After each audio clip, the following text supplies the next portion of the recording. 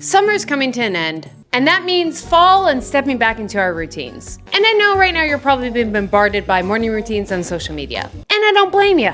And you're probably craving dialing in your own routine after a much-deserved summer of spontaneity. I've examined all the top morning routines from professionals in the health and fitness industry to create the perfect science-based framework for your morning routine, whether you have all the time in the world or only 10 minutes.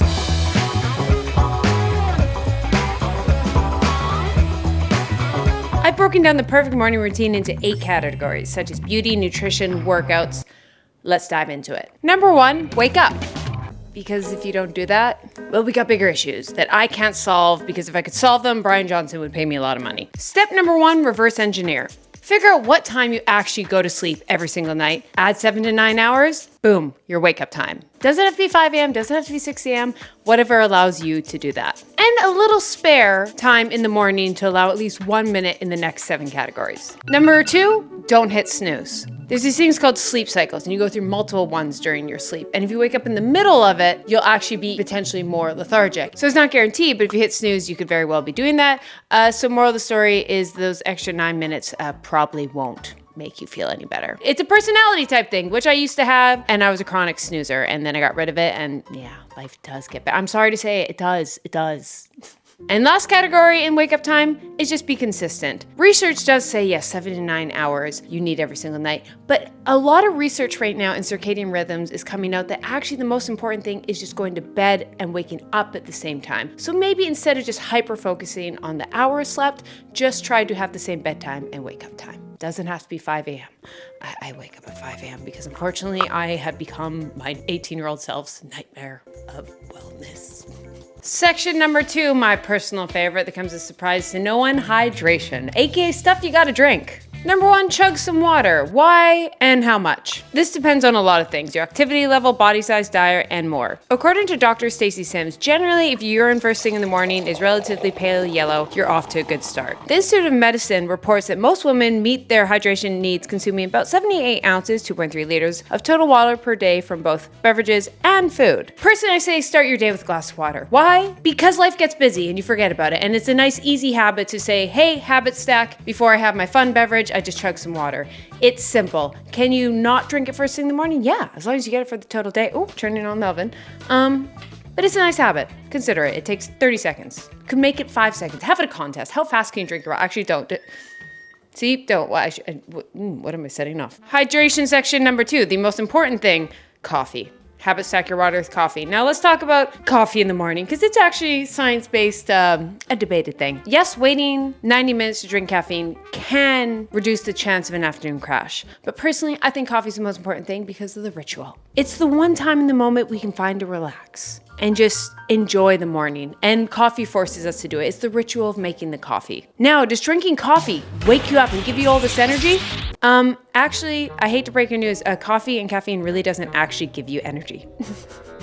This one hurts. It blocks adenosine, the compound that makes you feel sleepy, by binding to its receptors without triggering drowsiness. Once the caffeine wears off, all the built up adenosine floods those receptors, causing an even stronger wave of sleepiness.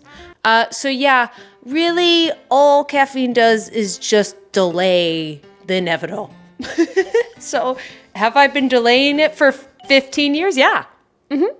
But just know, you don't need it, but I need it. Other option to make the ritual without the caffeine, you can just have decaffeinated coffee or herbal tea. It's an option I don't do. And number 3, the one I consistently do and my most favorite is electrolytes, especially for my active people. We're gonna talk about workout timing in the morning later on, but a lot of us work out in the morning. It's part of our morning routine. And if you're sweating in a hot climate or working out for an hour or more a day, you should really consider getting an electrolyte supplement. And personally, I like having it right before my workout or during my workout, so it's a little added thing to your morning routine. And guess what? It makes water taste great. So there's a fun way to get your water in. Do not take 6 packs of it to flavor your water. It's not a water flavor. It's just added bonus that when you have it flavors your water. And speaking of science-based, a science-based ratio electrolyte I love using is Element because of its 1,000 milligrams sodium, 200 milligrams potassium, and 60 milligrams of magnesium. I drink it every single day. If we open said fridge, I have ignore the energy drinks in there, not anti-caffeine, all Element canned. electrolyte drinks, my favorite thing in the entire world. Now that crash in the middle of the day we talked about, yes, it could be because you just delayed your caffeine, or it could be a lack of electrolytes. Yes, lack of electrolytes can cause things like headiness, drowsiness, and fatigue. And specifically with my endurance athletes, it is something you need. There's a reason your sweat is salty, is because you're sweating out electrolytes. It is just something I've time and time again tried to preach on this channel, because yes, you can overdo sodium, and if you're a very sedentary life, you probably don't need electrolyte. But most of you watching are in the health and wellness industry that has demonized salt for so long, and I can confirm, as someone who salts their food and drinks electrolytes, it just improved my performance, recovery, and overall well-being. And you probably drank a lot in the summer, and this would have helped your hangover. And of course, I'm not going to talk about it and not give you guys a deal. If you go to drinkelement.com/Keltie, you will get one of their packets of their bestseller, which includes flavors like orange, citrus, which is my absolute favorite. This is a great way to try their most popular flavors or share with a salty friend. Once again, that's drinkelement.com/Keltie. Thank you, Element, for sponsoring this video. While over here by this fridge, category number 3, nutrition. What to do right when you wake up. According to Dr. Stacey Sims, for women, consume protein within 30 minutes of waking up to regulate cortisol and prevent energy crashes. Then for before exercise, according to Dr. Stacey Sims, women shouldn't fast. Try to get in some kind of carb and protein if you aren't eating a full meal before working out, especially with high intensity or strength training. Consume a small amount of carbohydrates and protein before your session. And then yes, you can go have a meal after. Personally, I don't like to have a big meal right before I wake up in the morning. I just don't have the hunger in it. I can fast. It's not optimal for performance, so I just always make sure to have some kind of carb and protein personally before my workout, and then I'll have my full breakfast after. But Keltie, I heard all the science-based people say fasting is great. Yes, people like David Sinclair, who is a longevity expert at Harvard, talk and preach how fasting can help with longevity. It really comes down what works best for you, fasting or not. Just be careful, women. The science is not as concrete. There is where it is. So just make sure whatever you're doing promotes your digestion, energy levels, and hormones. Now, what's the hardest part about the mornings? The morning. We have no energy. It's first thing in the morning. How are we supposed to be optimal to have a morning routine? Well, the whole point of the morning routine is to have energy throughout your day. But if you don't even have energy in the morning, what you're supposed to do? That's why category number 4 is energize yourself. If you only have a minute, have a cold shower. Cold exposure triggers the release of epinephrine and norepinephrine. I cannot pronounce these words. My science profs are rolling in their grave, but they're alive, so not. Enhancing alertness, focus, and providing a boost of energy that can be applied to mental and physical activities. Full confession, the shower is scorching hot. I don't do cold showers. It works, you can do it. No, not for me.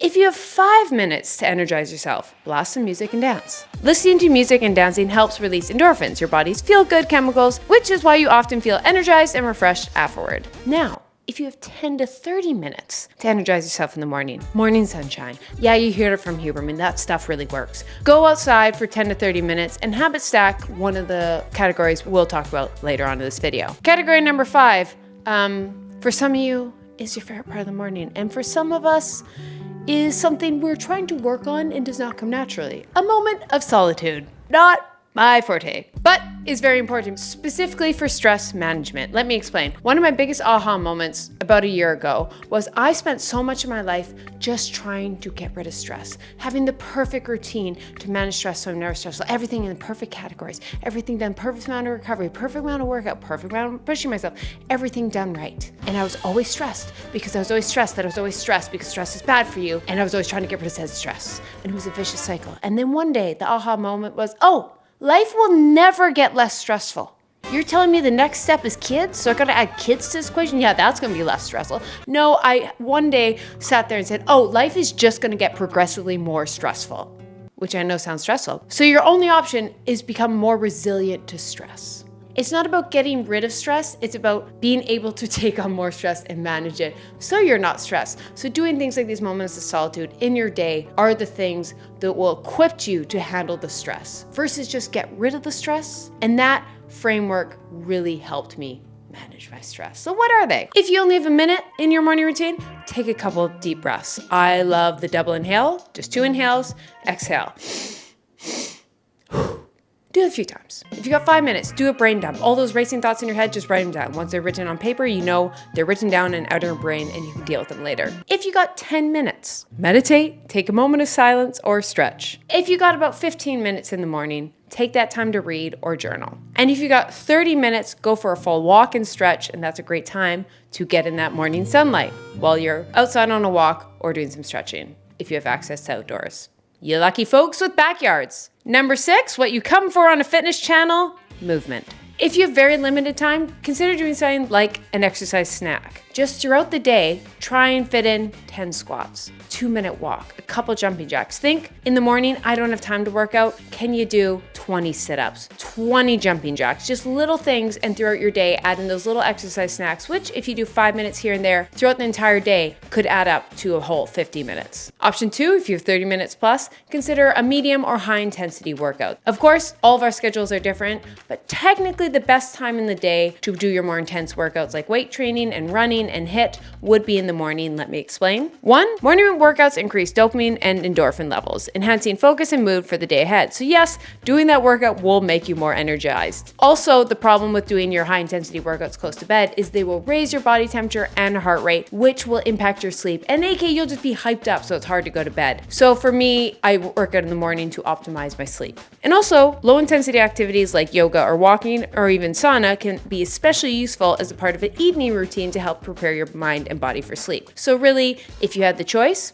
do the low intensity activities later, higher intensity activities earlier, but also we're all busy schedules. So really whatever gets you to the gym with your schedule is the most important thing. You don't have to work out in the morning. It doesn't necessarily make it more optimal. It just might help your sleep. But if you're sleeping well, so be it. All of our schedules are different. And if you're getting in your workout, you're winning. Category number 7, something that is in a lot of our morning routines, aka our beauty routine. So here are the science-based things to consider in it. And yes, you can add in 1,000 other things, but these really should be your foundation to the beauty routine based on science. 1, brush your teeth for 3 minutes. Yes, oral care is part of wellness. 2, skincare. The most science-based things to do in your morning are vitamin C. Option 2 is a specific serum if you have specific needs, like I'm very, very dry, so I need a hydrating serum. Maybe you have acne, but this is definitely optional. It's just more if you have a specific thing you're trying to deal with. 3, a moisturizer. And 4, the most important thing that time and time again I will recommend on this channel,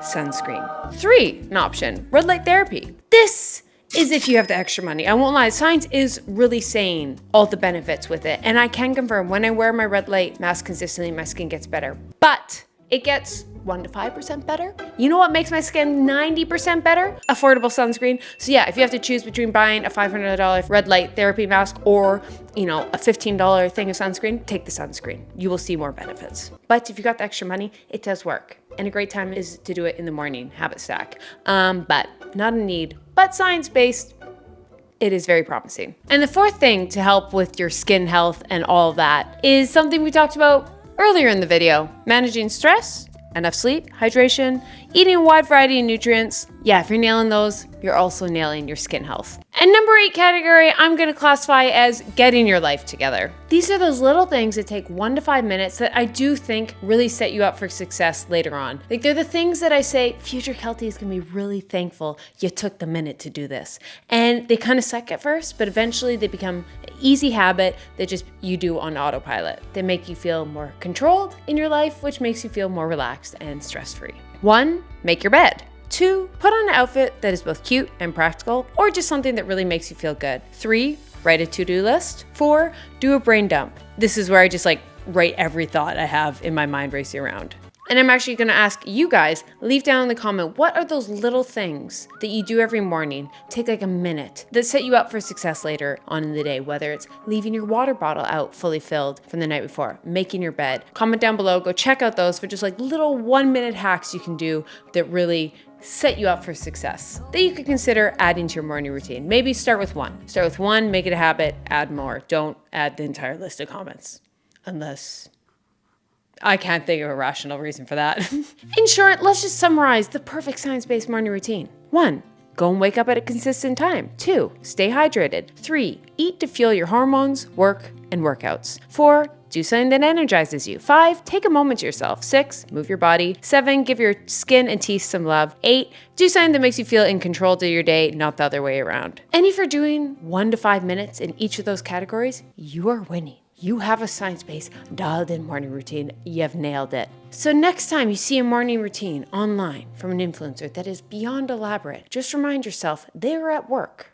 They're filming something they're getting paid for. They're at work. You have a routine once you get to work. And no shading on an influencer. I just filmed my entire morning routine. I am late to get to the office because I had to film my morning routine because it takes so much time. So next time you see this elaborate eucalyptus 20-step morning routine, realize, yeah, they're getting paid right now. They are at the office, which is also their bed, which also sounds like hell.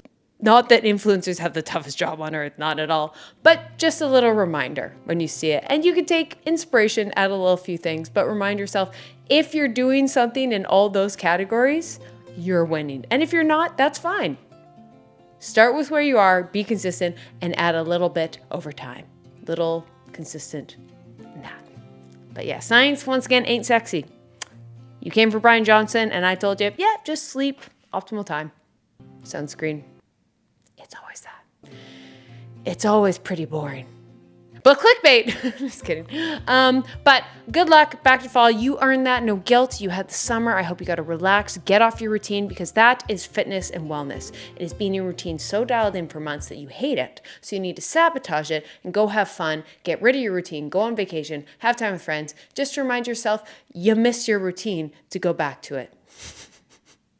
So let's get back to routine and enjoy it, because routines in fall are even better than New Year's resolutions, in my humble opinion. But the most important routine, of course, is petting dogs. Have a great day. Go pet a dog. I love you guys. Bye.